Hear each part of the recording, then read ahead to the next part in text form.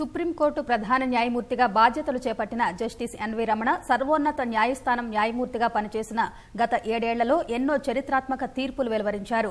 రాజ్యాంగ, వాణిజ్య, ప్రజా సంక్షేమ విషయాల్లో అస్పష్టతలను సరిచేస్తూ ఎన్నో అంశాల్లో విస్పష్టమైన తీర్పులు ఇచ్చారు. ప్రజాస్వామ్య పరిరక్షణకు, మహిళా సాధికారతకు, వాణిజ్య వివాదాల పరిష్కారానికి ఆయన తీర్పులు దోహదపడ్డాయి.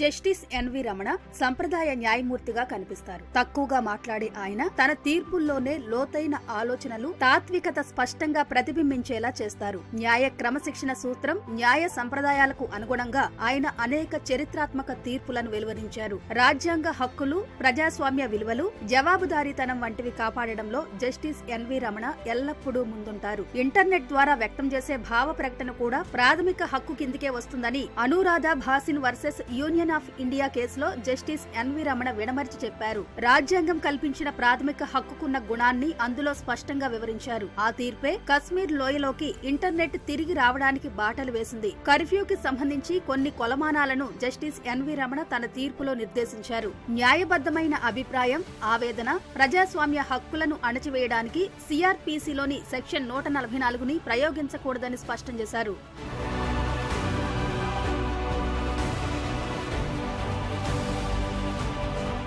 సుప్రీంకోర్టు ప్రధాన న్యాయమూర్తి కార్యాలయం సైతం సమాచార హక్కు పరిధిలోనే ఉంటుందంటూ తీర్పు ఇచ్చిన ధర్మాసనంలో జస్టిస్ ఎన్వీ రమణ సభ్యులుగా ఉన్నారు. సుభాష్ చంద్ర అగర్వాల్ కేసులో సమాచార హక్కు, వ్యక్తిగత గోప్యత హక్కులకు సమాన స్థాయి ఉందని, అందువల్ల ఇందులో ఒకదానికంటే మరొకటి గొప్పది కాదని జస్టిస్ ఎన్వీ రమణతో కూడిన 5 సభ్యుల ధర్మాసనం తీర్పు చెప్పింది.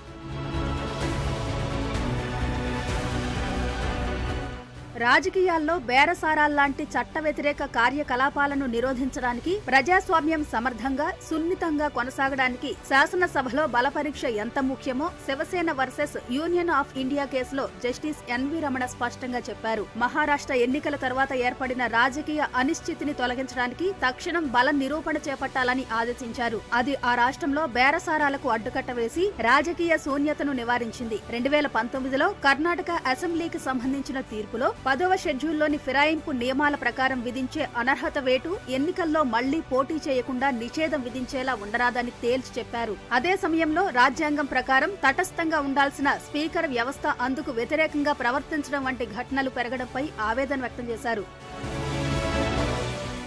ఎంపీలు, ఎమ్మెల్యేలాంటి ప్రజాప్రతినిధులపై ఉన్న నేర కేసుల విచారణలో జరుగుతున్న అసాధారణ జాప్యాన్ని నివారించి విచారణలను క్రమబద్ధంగా, వేగవంతంగా కొనసాగించడానికి వీలుగా అశ్విని కుమార్ ఉపాధ్యాయ వర్సెస్ యూనియన్ ఆఫ్ ఇండియా కేసులో జస్టిస్ ఎన్వీ రమణ ఆదేశాలు జారీ చేశారు. ప్రస్తుత ప్రజాప్రతినిధులతో పాటు మాజీ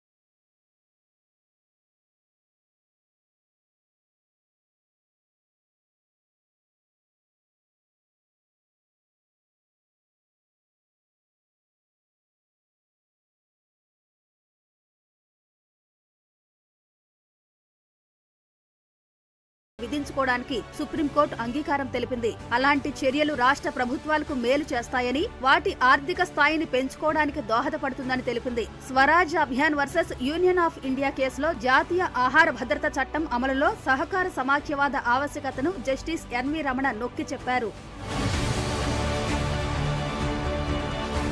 వాణిజ్య వ్యవహారాలపై జస్టిస్ ఎన్వి రమణ తీర్పులు మైలురాళ్ల వంటివి. ఆర్బిట్రేషన్ చట్టం ముఖ్య ఉద్దేశాల గురించి చెబుతూ నిర్దిష్ట గడువులోగా వివాదాలను పరిష్కరించడమే అత్యంత ప్రధానమని P Radhabai versus P Ashok Kumar కేసులో తీర్పు చెప్పారు. విదేశీ కోర్టుల తీర్పులను భారత్లో అమలు చేయడానికి Alcon electronics private limited versus Celem SA కేసులో జస్టిస్ ఎన్వి రమణ కొత్త బాటలు వేశారు. ఆ తీర్పుపై వ్యాపార వర్గాలు ప్రశంసలు కురిపించాయి. అంతర్జాతీయ వర్తక వ్యాపారాలకు ఈ తీర్పు అత్యవసరమన్నాయి. ఆర్బిట్రేటర్ నియామకంలో కోర్టుల జోక్యం ఎంతవరకు ఉండాలన్న దానిపై జస్టిస్ రమణ స్పష్టమైన నిర్దేశం చేశారు. న్యాయస్థానాల జోక్యాన్ని పరిమితం చేసి ఆర్బిట్రేషన్ ప్రాముఖ్యత, దానితో ఉన్న సానుకూలతల గురించి వివరించారు.